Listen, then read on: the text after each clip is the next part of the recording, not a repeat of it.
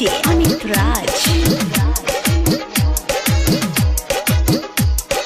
Talmalpur Bhat. Mixed by Aditya Recording Studio, Gopalganj.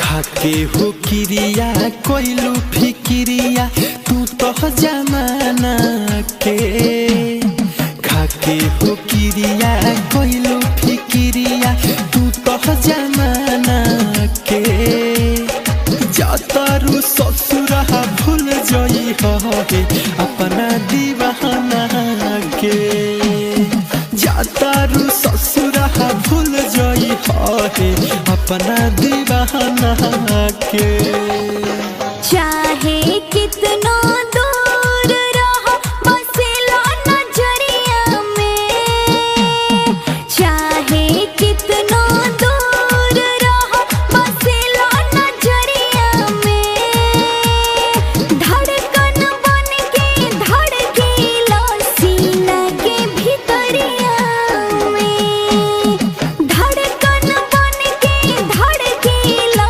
सीना के भीतरिया में।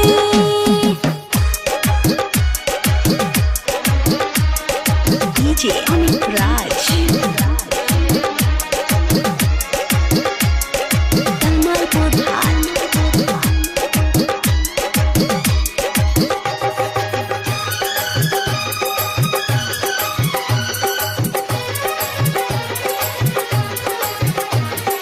ना जाने कैसे फंस गहिनी हम तो बेवफा तोहरा जाल में बाजबू सब कुछ दुनिया में लेकिन दिल ना मिलेला बाजार में प्यारा बसाचा सोना करेजा तोहके न कबहू भुलाइबो करब न शादी दूसरा से कबहू भोली जहर हम खाइबो। सुनो सनम दिल तोड़ी के जालू मारना ताना के सुनो सनम दिल तोड़ी के जालू मारना ताना के जातारू ससुरा भूल जई हे अपना दीवाना के जातारू ससुरा भूल जई हे अपना दीवाना के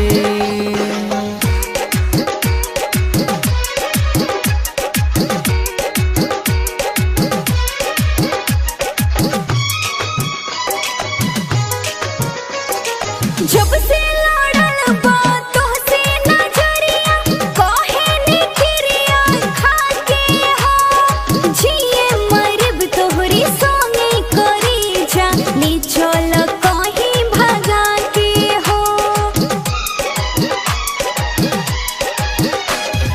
जही बुझे छोड़ के दूसरा के संगे यही बात रखी हो याद हो जी न सुनिल दीपक दीवाना गोइला के तोहरा बाद हो नया मिलता तो छोड़त बाड़ू यारवा पुराना के नया मिलता तो छोड़त बाड़ू यारवा पुराना के जातारू ससुरा भूल जई हे अपना दीवाना के जातारू ससुरा भूल जई हे अपना दीवाना के।